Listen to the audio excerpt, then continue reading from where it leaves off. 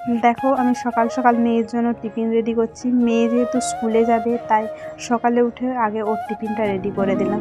আর আজকে ওর টিফিনে আছে ফল আর মিষ্টি। আমি মিষ্টি দিয়েছি আর ফলের বদলে ড্রাই ফ্রুটস দিয়েছি। দেখেছো অনেকটা সকালে আমি উঠেছি, তাই চোখ মুখের অবস্থা কী হয়েছে। আর মেয়েকে দেখো, ওকে তো ঘুম থেকে তোলাই যাচ্ছে না।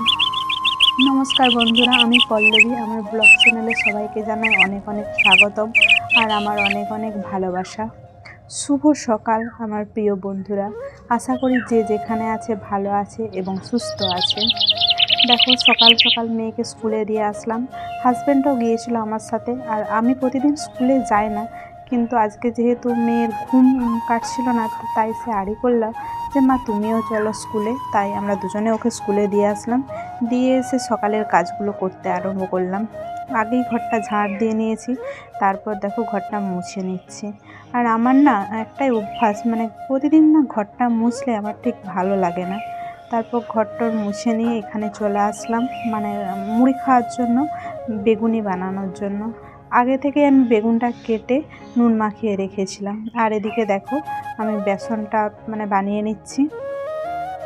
আর এই কড়াটাতেই আমি বেসন, মাছ, পাঁপড় সমস্ত কিছু ভাজি। এটা হচ্ছে লোহার কড়াই, এটাতে ভাজলে না খুব ভালো হয়, লেগে যাওয়ার কোনো ভয় থাকে না, খুব সুন্দর ভাজা যায়। আর হাজব্যান্ডের আজকে নাইটে ডিউটি, সকালে ডিউটি করে আসছে, আবার আছে দুপুরে ডিউটি। তো ওকে বললাম তুমি তাড়াতাড়ি খেয়ে নাও, খেয়ে নিয়ে একটু ঘুমিয়ে যাও। যেহেতু নাইটে ডিউটি করে আসছে, খুব একটা ভালো ঘুম হয়নি। আর তাই আমি অন্য সব কাজ রেখে দিয়ে আগে চলে আসলাম ওকে মুড়ি দেওয়ার জন্য, মুড়ির জন্য বেগুনি ভেজে নিতে। আমি বললাম তুমি ঘুমিয়ে যাও আর আমি মেয়েকে আনতে যাব। আর এদিকে দেখো তোমাদের সাথে গল্প করতে করতে আমার বেসনটা ভাজা হয়ে গেল। অল্প করেই বেগুনি ভাজছি, যেহেতু আমি আর হাজব্যান্ড খাবো, আর মেয়ে তো টিফিন নিয়ে গেছে। দেখো বেগুনি সবগুলোই ভাজা হয়ে গেল। আর এখানে হাজব্যান্ডের জন্য মুড়িটা রেডি করে নিয়েছি, তারপর ওকে মুড়িটা দিয়ে দেব। চলো পুরো ভিডিওটা তোমরা দেখতে থাকো, আশা করি তোমাদের ভালো লাগবে। আর এদিকে দেখো হাজব্যান্ডকে মুড়ি দিয়ে আমি গিয়েছিলাম ফুল তুলতে। আমি না স্নান করার আগেও ফুলটা তুলে রাখি, নাহলে কী হয় বলো তো, ফুলগুলো কেমন শুকনো হয়ে যায়। সকাল সকাল ফুলটা তুলে নিই, তারপর যখন স্নান করি তখন ঠাকুরকে পুজো করি।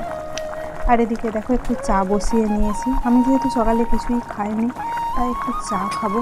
আর হাজব্যান্ডকে বললাম, ও বললো সেও খাবে, তাই দুজনের জন্য এখানে চা বানিয়ে নিচ্ছি। আর আমি চাটা খেয়ে নিই, আরও কাজ আছে দেখতে থাকো, তারপর যাব অন্য কাজে। আর এদিকে দেখেছো কতগুলো বাসন জমা হয়েছে। এই বাসন দেখে আমি তো প্রথমে ভাবলাম কী করে ধোবো। এগুলো শুধু সকালের বাসন না, আগের দিন রাত্রের বাসনও আছে। যেহেতু মেয়ের স্কুল না অনেকটাই সকাল হয়ে গেছে, তাই আমি সকালে বাসনটা ধুয়ে নিতে পারি না। আগে উঠে মেয়েকে রেডি করিয়ে দিই, তারপরে আস্তে ধীরে কাজগুলো করতে থাকি। এই সকালের দিকটাতে না প্রত্যেকটা মায়েদেরই এতটাই চাপ থাকে। যখন মেয়ে ছোট ছিল তখনও দেখেছি প্রত্যেকটা মা, আমি বলে নয়, প্রত্যেকটা মায়ের সকালটা ভীষণই ব্যস্ততায় কাটে। আবার যারা স্কুলে যায় তাদের তো আরোই বেশি। আবার যারা ছোট বাচ্চা তাদেরও একই ভাব, প্রত্যেকটা মায়েরই ভীষণ ব্যস্ততায় কাটে। সকালটায় এতটাই চাপ থাকে যে খাবার টাইমটাও থাকে না, কাজ যেন করে ফুরোয় না। দেখেছো একে একে আমি সমস্ত বাসনগুলো ধুয়ে নিচ্ছি, তারপর আরও কাজ আছে, তারপর যাব মেয়েকে আনতে। এদিকে আমার সব বাসনই প্রায় ধোয়া হয়ে গেল। দেখো মেয়ে গেছে 3 ঘন্টা স্কুলে, তবু মনে হচ্ছে যেন আমি কাজ করে ফুরোতে পারছি না। আর দেখো এখানে মেয়েকে নিয়ে আসা হয়ে গেছে। আর মেয়েকে আনতে যাওয়ার সময় একটু মাছ, সবজি এসব করে নিয়ে আসা হয়েছে। আর এদিকে আমি মাছটা ভাজতে দিয়ে দিয়েছি, আর ওদিকে ভাত বসতে দিয়ে দিয়েছি। যেহেতু হাজব্যান্ডের ডিউটি আছে, একটু তাড়াতাড়ি রান্না করতে হবে, তো আগেই আমি রান্নাটা সেরে নিচ্ছি। আর এখানে দেখো মেয়েকে আনার সাথে কত সবজি, মাছ সব নিয়ে আসা হয়েছে। এগুলো আস্তে আস্তে আমি গোছ করে রাখবো। আর এদিকে দেখো আমার মাছটা ভাজা হয়ে গেছে। পরপর মাছগুলো তুলে নিচ্ছি। আর এখানে দেখো মানে সবজিটাও কেটে নিয়েছি। সবজি বলতে তেমন কিছু বানাবো না, ওই এই সময় যে সজনে ডাঁটা হয় সেই সজনে ডাঁটা বা আরও সব সবজি দিয়ে মাছ দিয়ে একটা পাতলা করে ঝোল বানাবো। আর হাজব্যান্ডের জন্য দিয়েছি করলা সিদ্ধ আর টমেটোমের চাটনি। এই দিয়েই আজকে খেয়ে নেওয়া হবে। অল্পই, আমরা যেহেতু 2-3 জনই খাবো, মেয়ে তো অল্প কিছুই খায়, আমরা দুজনেই খাবো, তাই দেখো এই রকমই রান্না করছি। আর এখানে দেখো আমার মশলাটাও কষানো হয়ে গেছে আর সবজিগুলো ওখানে ভেজে রাখা আছে। আর এই সবজিগুলো মশলার সাথে একটু কষিয়ে নেবো, নিয়ে তারপরে জল দিয়ে দেবো, তাহলে হয়ে যাবে। আর এখানে দেখো আমার রান্না একবারে হয়ে গেছে পুরোই। আর হাজব্যান্ডের ভাতটাও রেডি করে নিচ্ছি, তারপর আমি যাব স্নানে। আর এখানে দেখো সন্ধে হয়ে গেছে, অনেকটাই পর আবার আসলাম। সন্ধে হয়ে গেছে, এখানে আমি সন্ধেবাতি দেওয়ার জন্য রেডি করছি।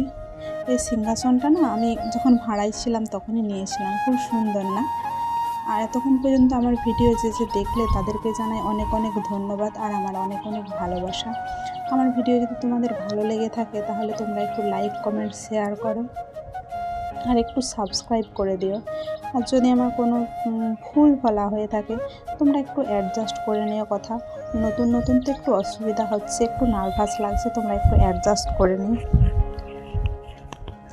আর দেখো মানে আমার সিংহাসনটা খুব ছোটোই কিন্তু খুব সুন্দর, আমাকে খুব ভালো লাগে এই সিংহাসনটা।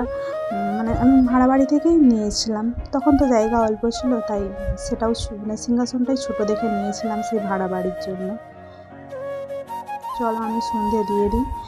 আর সন্ধ্যের পর আর সেরকম কিছু নেই, যেহেতু হাজব্যান্ড ডিউটি চলে গেছে, আমি আর মেয়ে সময় কাটাবো। আবার দেখা হবে তোমাদের সাথে পরের কোনো ব্লগে। ততক্ষণ তোমরা ভালো থেকো এবং সুস্থ থেকো।